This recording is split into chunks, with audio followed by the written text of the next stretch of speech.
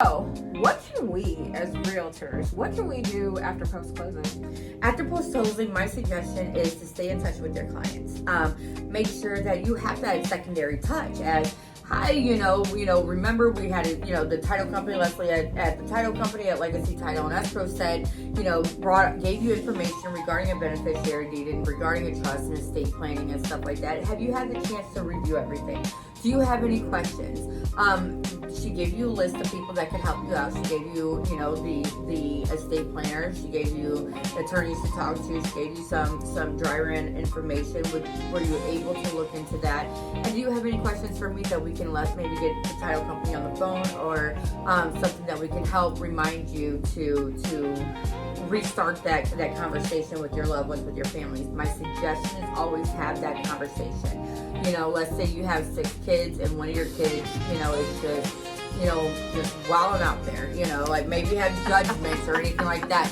If you do a beneficiary deed and you pass, that one, and everything against that one kid is now going to attach to the property, and so now your other kids are harmed by that one kid. So you want to have, so let's sit down and have a conversation. We know little Johnny is wild and crazy, right? We know little Johnny does not, he's got 17 credit cards, he's probably got 42 women out there that he may or may not have kids with. We don't ever know. Johnny's a little crazy there, right? So we want to make sure that whatever is against Johnny doesn't harm Susan, Joe, Mary, Jane, whatever, however many kids you have. We want to protect everybody, right? So now that beneficiary, that conversation, let's have that conversation now. So that way the whole family's not staring at each other, but it's also a conversation that we know it's had, and then you also know, all right, Johnny's nuts, but we want to set up for Johnny. We want to make sure Johnny does get some money, and Sue can't stand Johnny because he is so reckless, so maybe we should do a trust. That way we know Johnny's protected, and Sue can't just say, Johnny, mom and dad paid for you all your whole life. They bailed you out of everything, and you get nothing.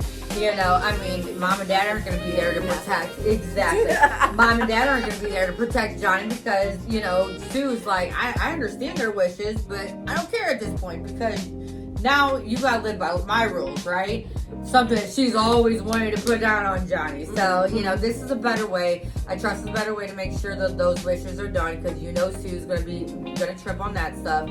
But you also want to make sure that you have that conversation. Hey, let's encourage her, even if it's, a month or two after, and you don't even know if they've really committed. Let's say a year, after a year, do that soft touch, say, hey, I haven't heard from you, and to make sure that you did secure this, did you ever think about it? Did you have that conversation? Well, life happens. Johnny's got John Jr. on the way, and we know he's a little nuts, and we want to make sure John Jr. is taken care of. Let's have these conversations again. Life happens on a 24/7 basis. We also can continue on after that. Let's say, Johnny, we know that we're not messing with Johnny anymore. We love him, he's our son, but he just went off the reserve at this point. So we want to make sure that's on record, so, we love Johnny today, but, in a couple years, we can be like, Johnny has lost his marbles.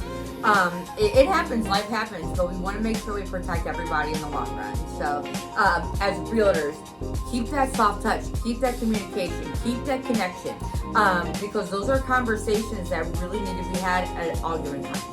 So, realtor, make sure you check up on little Johnny. Check on Johnny. He's always the wild one, right?